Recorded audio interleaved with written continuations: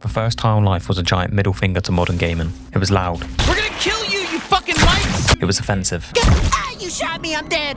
All right there, are you happy now? And it didn't give a damn about your feelings. Are you in the bathroom or something and you forgot to pause the game? Are you taking a fucking disgusting shit? So today, Kenny is missing and the original creator is gone. And let's be real, we're all thinking the same thing. Have they ruined it? Is High on Life 2 just another safe space simulator for the modern audience? So I played it to find out the ugly truth. I'm probably gonna die. Is it still the same hilarious, unhinged, chaotic shooter we all fell in love with? Or has High on Life lost its balls? Before we talk about the gameplay, let's quickly address the elephant in the room. Justin Roiland is gone, and let's be brutally honest, the whole situation is a massive mess. Now I'm not here to play judge, jury and executioner over the allegations. I'll let the cave dwellers on the internet fight over that. But what honestly pisses me off is when allegations come out, these studios panic and wet the bed. To avoid a little media backlash, they instantly drop the main voice actor, the literal heart and soul of the franchise. I'll always be with you and I love you. No one waits for a verdict, they just pull the trigger. What the hell? But let's put the drama aside for a second and talk about the game itself. High on Life is built on silly, unhinged humour. No way! Fuck you! Humans don't belong in zoos! If you don't like that Rick and Morty style of comedy, you probably won't enjoy this game. Simple as that. Wow, look at you! Did we really have to kill that guy? Personally, I love it. And to be fair, High on Life 2 does have some genuinely funny moments. Wow, you're a better kisser than I expected. Spoilers alert, but the scene with Travis at the bar is absolutely hilarious. Who gives a shit about my beautiful, sexy wife? I sure don't. Oh, God, I miss my beautiful, sexy wife. You have to keep him happy so you can get his spare ticket. So naturally, you get absolutely shit-faced with him. You jump on a dance machine, you play some darts, and then you sniff some, let's call it laundry powder. Fuck yeah! And you can't beat good old-fashioned toilet humour. Right at the start and throughout the whole entire game, it lets you draw whatever you want.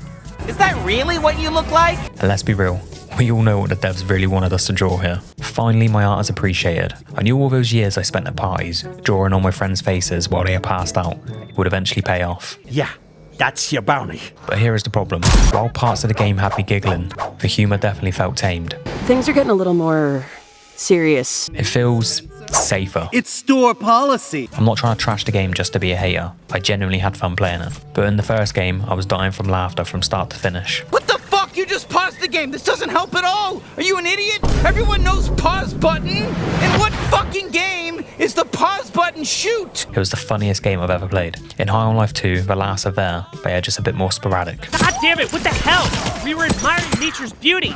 The comedic timing just feels off. The first game had better pacing. It knew exactly when to let a joke breathe. Is that Gene? Okay, get ready. I want you to stab me right into his fat little belly. High on Life 2 suffers from that safe sitcom writing. It feels like it was written to appeal to a modern audience, not to the hardcore fans. More, I need more stabbing! It's missing those wild, unhinged moments that made the original a cult classic. Welcome to fucking space! Who remembers the cum-selling guy? The Mac and Cheese Brothers? The toilet puzzles? What about picking which door to take at the slums? And then choosing to shoot a kid? Be honest, we all shot him. I used to literally stop playing just to watch the TV ads, because they were that funny. That charm the first game had just feels like it's missing. I miss Kenny. I miss being verbally abused by a stuttering psychotic pistol. Alright, you better do something fast. I'm getting fucking bored, you dummy! The comedy just feels a bit watered down, and it's a massive shame, because without that raw, offensive edge, the game just doesn't hit the same for me. They're looking for a damn upgrade. Let me know in the comments, do you miss Kenny as well? And while you're down there, hit the subscribe button. Pay pig. So the comedy is a bit like Marmite. You're either going to love it or you'll hate it. But at the end of the day, this is a video game, not a Netflix special. So how does it actually play? Well, the good news is they've added a skateboard. And I have to be honest, channeling my inner Tony Hawk while blasting aliens in the face is actually pretty sick. It fixes the biggest issue from the first game, which was the sluggish movement. It's actually pretty insane how well this mechanic works. It completely replaces your sprint button, which sounds annoying, but it is brilliant. You don't even want to fast travel anywhere, because ziplining around and grinding rails is genuinely the most fun part about a game. This is the most fun I've had while holding in puke!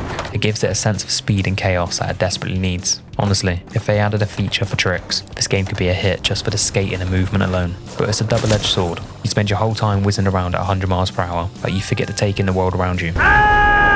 You don't get to appreciate the level design. It just becomes a blurry background while you rush to the next target. Maybe it's my ADHD, but I actually found myself getting really annoyed. I usually love exploring in games. I usually take my time, enjoy every single moment, and collect everything I can. But I found myself speedrunning everything instead. To be honest, this is an easy fix. You don't start the game with the skateboard, so if they just let us map it to another button, we could choose our own pacing. Problem solved. But once you stop skating and start shooting, the cracks start to show, with balances all over the place. First off, the game feels incredibly easy. Do yourself a favour and play on hunter mode. If you play on the default difficulty, you can basically just play with your eyes closed. It's that easy. But no matter what difficulty you pick, there is an annoying problem. The weapons feel incredibly weak. Even when they are fully upgraded, the enemies are massive bullet sponges. It feels like you're holding Nerf guns, not powerful alien technology. I spent 90% of my time using Sheath, Triple kill. which is basically just the battle rifle from Halo, Which is perfection. or I'd use Travis and Jan for that dual pistol trigger finger action. It gives you that Mustang and Sally vibe from Call of Duty Zombies. I'd only really switch to the other weapons if I had to use their abilities to progress through the level,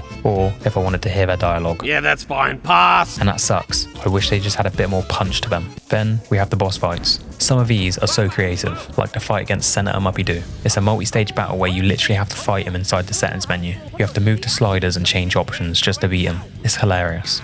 You're not that crazy, are you? That is exactly the kind of fourth wall breaking stuff I wanted more of. You humans only use 10% of your brain, right? Then there's the fight against Brutus at Murdercon. This gives Knifey his own segment.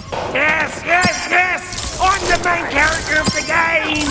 Thank God, because he's probably my favourite character in the series. Thank you everyone for believing in me. It was classic, chaotic, knifey fun. This really is the best day of my life. I also really enjoyed the fight against Gwendolyn. This level gave me genuine horror vibes. You have to save your dad from a cult of humans that are smoking each other, and then they all end up turning into monsters. Travis, what the fuck is going on? It reminded me of that Rick and Morty episode where everyone turned into Cronenbergs. You end up fighting Gwendolyn in a cornfield where you can't see anything. It's actually pretty sketchy.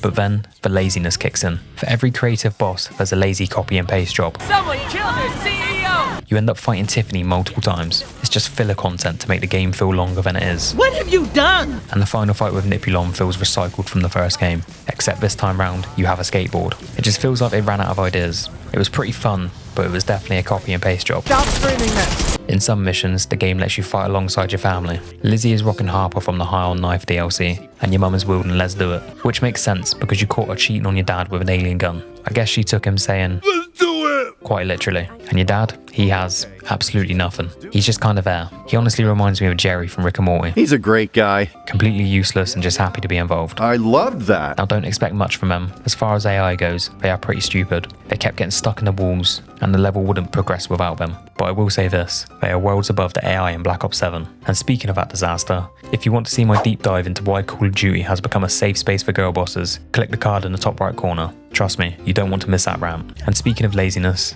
let's talk about how this game actually runs. Because High on Life 2 is the perfect example of Unreal Engine 5 syndrome. Visually, I'll give credit where it's due. The game looks fantastic. The art style is vibrant, the level designs are colourful, and the character models look great. It definitely has that high budget sci-fi cartoon look that made the first game pop. But looks aren't everything. The performance is all over the place. I played this on a high-end rig and the game still crashed on me multiple times every hour. And while it was actually running, it was a mess. From stuttering to frame drops and bugs that literally broke the game. I had this one really annoying bug when I tried to choose my dialogue option. The game would just stare at me in silence. It wouldn't let me talk or progress. I had to restart from the last checkpoint 6 times just to get the conversation to trigger. That, on top of the crashing, made it incredibly frustrating to play this game. I even had a bug where the camera locked up and I couldn't look around unless I was holding the shoot button.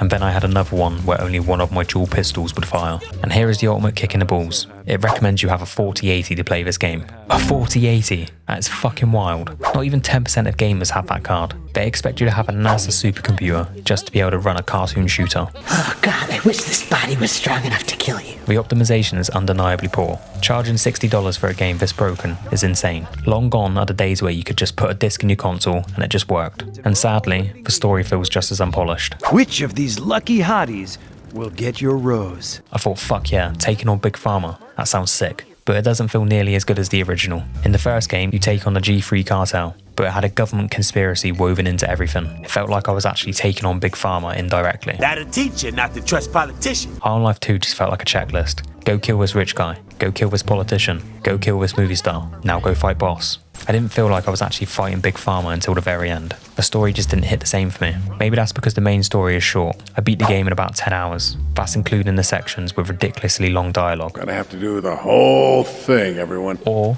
Maybe it's just because I was stimming out at 100 miles per hour on my skateboard and I missed the plot completely. However, I do need to pause the hate for a second, because there is one thing Squanch Games deserves massive respect for. In 2026, where every single game is trying to shove a battle pass, a $20 skin, or a weapon charm down our throats, High on Life 2 has 0 microtransactions. None. You buy the game, you get the game. You unlock stuff by playing, not by paying. Now you owe me big time, you're desperate. And honestly, after dealing with the absolute greed of Activision and every other company, this is a breath of fresh air. So massive respect to the devs. They respected our wallets, and I hope this continues to be the theme at Squanch Games. Check out the merch. All totally legal. So, let's answer the big question. Has High on Life 2 lost its balls? The ugly truth is, kind of. Shut up, no mind games. Everything we love is still there. The comedy. I'm not as bad as, like, Jeffrey Epstein or whatever. The chaos. Yes, yes, yes! Ecstasy, pure ecstasy! But it just feels safer compared to the original. Maybe it's because Kenny is missing. Maybe it's because Justin Roiland isn't around. I don't know. And I'm sure I'll have some blue-haired lefties in the comments giving me shit for saying that. But honestly, fuck them. Unlike other review channels, I don't get early access. I'm not paid to say nice things. And I am definitely not a corporate shill handing out double-handed throat sandwiches just to stay on a PR list. I say it how it is. Facts don't care about your feelings. If that offends you, get a helmet. How's that feel? So, here is my final verdict on High on Life 2. It scores a 6 out of 10. When they eventually sort out the bugs and the performance issues, I bumped that up to a 7, because I did genuinely enjoy the funny moments. Fuck yeah, knifey's here! I just wish I had more of that unhinged comedy that I really loved from the first game. Whoa, you just killed my fucking brother Joey Mack.